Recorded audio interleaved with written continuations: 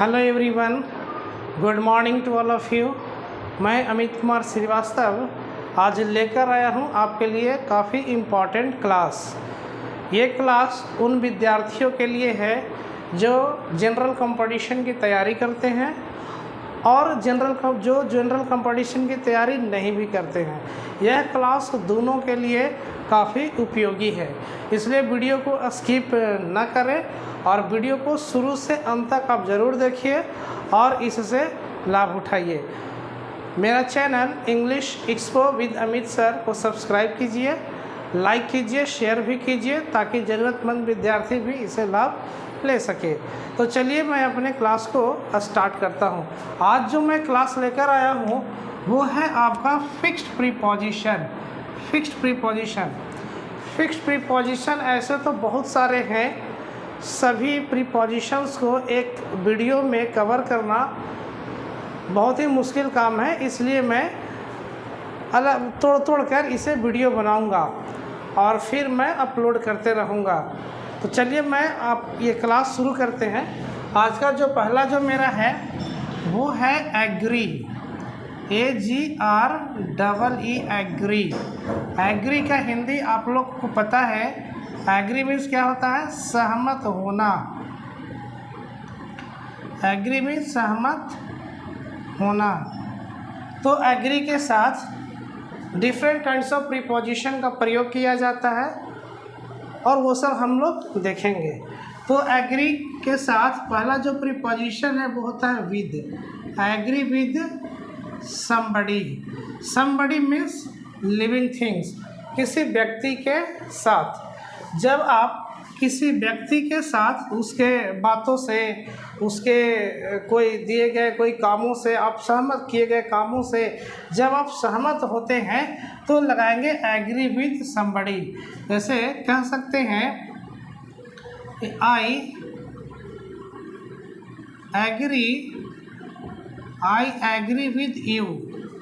I agree with you, मैं तुमसे सहमत हूँ। तो विद प्रीपोजिशन का प्रयोग किया गया है किसके साथ? विद समबडी के साथ, किसी व्यक्ति के साथ। तो आई एग्री विद यू। अब यहाँ पर आता है agree to some proposal. I agree to some proposal, यानी कोई प्रस्तावना से सहमत होना। आप कोई काम लेकर गए किसी व्यक्ति के पास और आपके उस काम को वो स्वीकार कर लिया, वो सहमत है, तो आप वहाँ पर लगा सकते हैं प्रपोजल। उस काम के लिए प्रपोजल शब्द का यूज कर सकते हैं। तो लिखेंगे हम लोग कि I agree to your proposal. I agree to your proposal, मैं तुम्हारे प्रपोजल से, दैट मीन्स कि मैं तुम्हारे प्रस्ताव से सहमत हूँ। ठीक है, आप अलग अलग सेंटेंस भी लिख सकते हैं। आप ऐसे भी लिख सकते हैं I agree to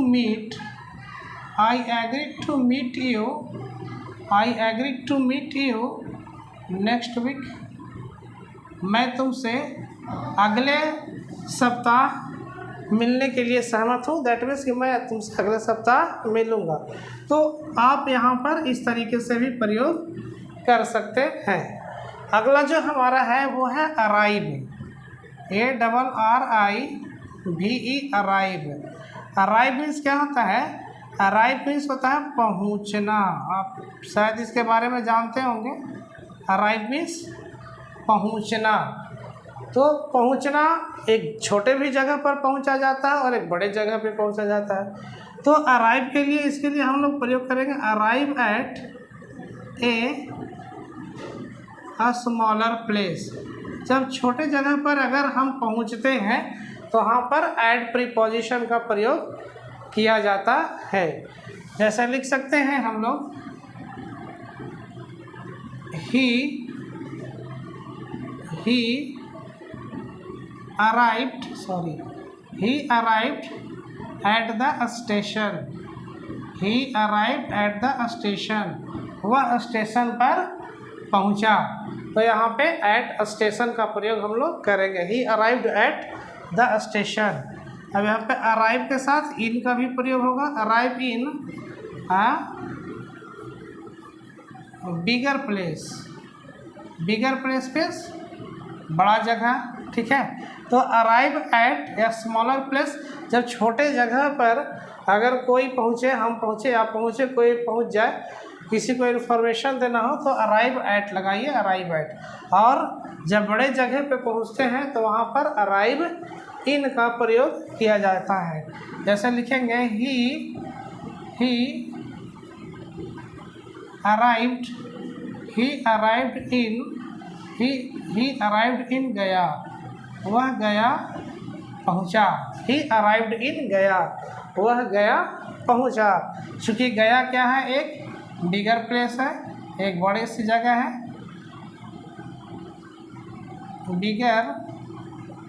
bigger place. तो यदि बिगर प्लेस या बिग प्लेस जो भी आप लिखें, तो यदि बिग प्लेस आता है तो आप इन का प्रयोग करें, और यदि छोटे से जगह आता है और स्मॉल जगह आता है तो वहाँ पर आप एट का प्रयोग करें। तो अगर यदि आप नोट करना चाहते हैं तो आप इसे नोट कर सकते हैं।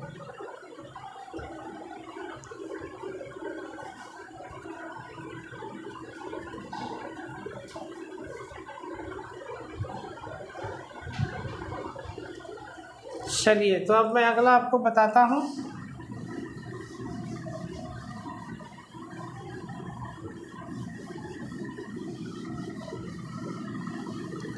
अगला जो मेरा वर्ड है वो है abide, ABIDE, abide. Abide means क्या होता है? अबाइड मीन्स होता है रहना। अबाइड मीन्स रहना, but we use different kinds of prepositions and it gives different meanings. Abide means रहना, तो पहला हम लिखेंगे abide by a promise, abide by a promise, या फिर abide by rules. Abide by a promise या फिर अबाइड बाई रूल्स। जैसे हम लोग लिखेंगे we must abide by rules. हम लोग को नियमों का पालन अवश्य करना चाहिए था। अबाइड बाई का मतलब हो गया पालन करना। यहाँ पे अबाइड के साथ बाई प्रीपोजिशन लगा तो इसका हिंदी हो गया पालन करना। तो हम लोग को नियमों का पालन अवश्य करना चाहिए। We must abide by rules. और अबाइड के साथ जब हम लगाते हैं with, abide with somebody, abide with somebody, यानी किसी व्यक्ति के साथ समय बिताना, किसी व्यक्ति के साथ रहना। तो समबडी का मतलब हुआ कोई लिविंग थिंग्स की तरफ हम इशारा कर रहे हैं। समबडी मीन्स विद समबडी, किसी लिविंग थिंग्स के साथ। जैसे रोहन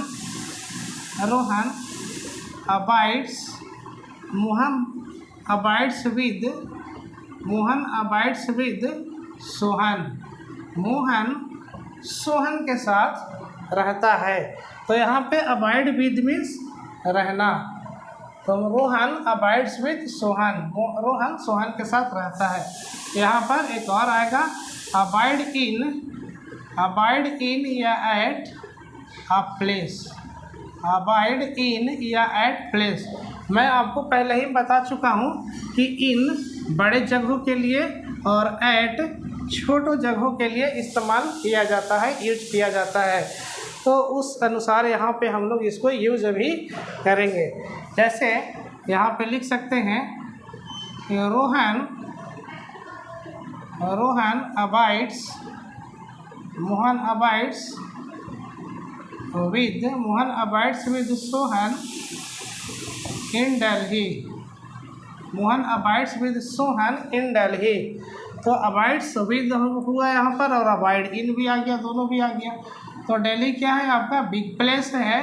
तो यहाँ पे हम लोग बिग प्लेस के लिए क्या लगाएंगे? इन का प्रयोग करेंगे इसके पहले, दिल्ली के पहले। तो Rohan abides with Sohan in Delhi.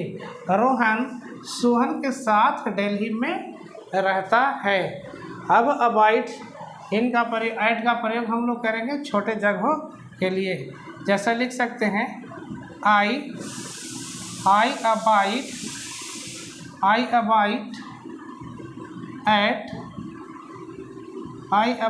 Eight Manpur इन गया। आई अबाइड एट मानपुर इन गया। मैं गया में मानपुर में रहता हूँ। तो मानपुर जो जगह है वो गया के अंतर्गत ही आता है। तो मानपुर से बिगर हुआ गया, तो गया के साथ इन प्रीपोजिशन आ गया और मानपुर के साथ एट प्रीपोजिशन आ गया।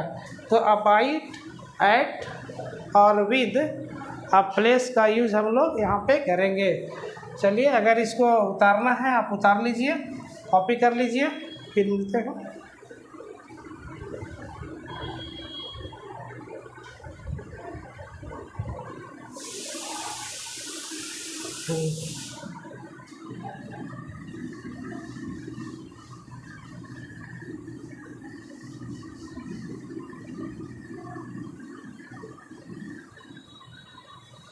अगला है alight, ALIGHT, alight, ALIGHT, alight. Alight means क्या होता है?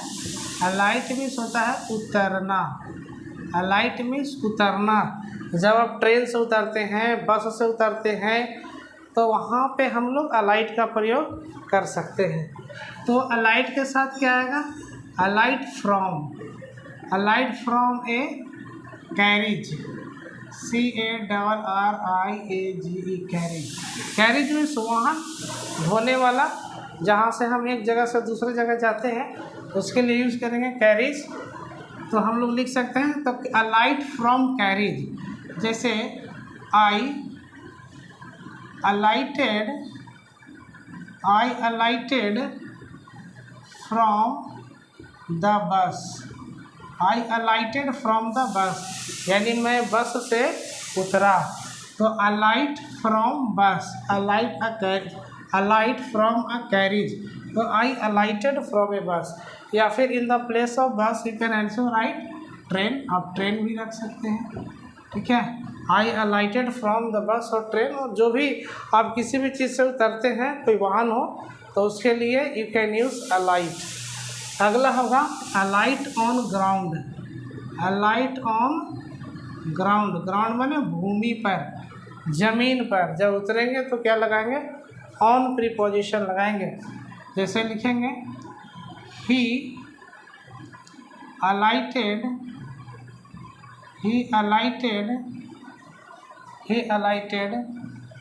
On land, he alighted on land, वह जमीन पर उतरा। He alighted on land is a from helicopter, वह हेलीकॉप्टर से ज़मीन पर उतरा। तो यहाँ पे हम लोग यूज करेंगे ही अलाइटेड ऑन लैंड, या ग्राउंड भी लिख सकते हैं, ground, GROUND। He alighted on ground from helicopter, वह हेलीकॉप्टर से ग्राउंड पर उतरा। तो you can use also this. अगला है हमारा बाई, BEY, बाई।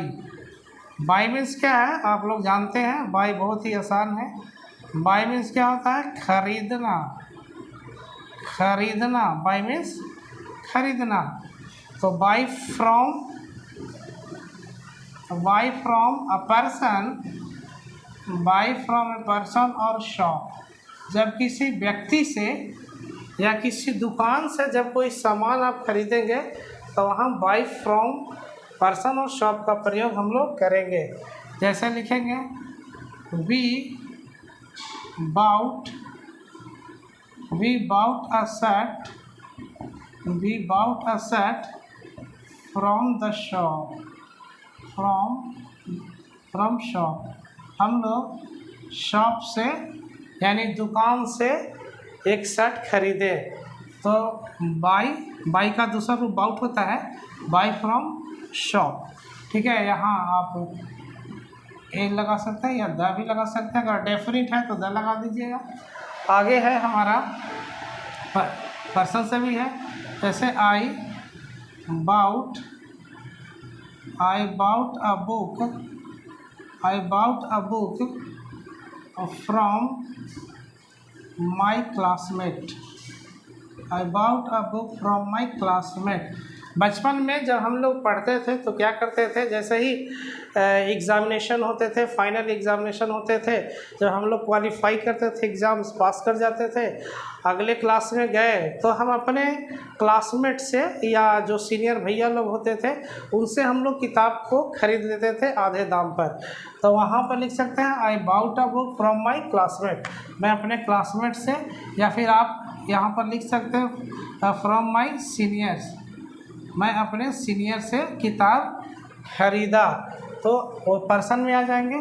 अगला होगा बाई के साथ बाई एट भी लगा सकते हैं, या फिर बाई के साथ आप फॉर भी लगा सकते हैं। कोई मूल्य को दर्शाने के लिए आप बाई के साथ एट प्रीपोजिशन भी लगा सकते हैं, या फिर आप फॉर भी लगा सकते हैं। जैसे लिख सकते हैं यहाँ पर I bought a pen at या फॉर 5 रुपीज़, आप ऐसा लिख सकते हैं। तो यहाँ पर you can use both preposition, but you have to use either of one, not both in a single sentence. मतलब एक ही सेंटेंस में आप दोनों प्रीपोजिशन का प्रयोग नहीं करेंगे, कोई एक ही करेंगे। या तो आप ऐड का कीजिए या तो आप फॉर का कीजिए, बोथ आर करेक्ट हियर। तो आप लोगों ने देखा ये सारे के सारे फिक्स प्रीपोजिशंस है, कुछ वर्ब्स है जिसके साथ फिक्स प्रीपोजिशन होते हैं, ये कभी बदलते नहीं हैं, किसी भी स्थिति में ये बदलते नहीं हैं। तो इनको आप एग्जाम्पल के माध्यम से इनको क्लियर कर सकते हैं। मेरा प्रयास कैसा लगा आप लोग कमेंट करके मेरे नीचे कमेंट बॉक्स में बताएंगे। और मेरा channel English expo with Amit sir को सब्सक्राइब करें, लाइक करें और शेयर भी करें, ताकि दूसरे विद्यार्थी भी इसे देखें और उसे लाभ ले सके। अब मैं आपसे अगले वीडियो में मिलूँगा। Have a good day.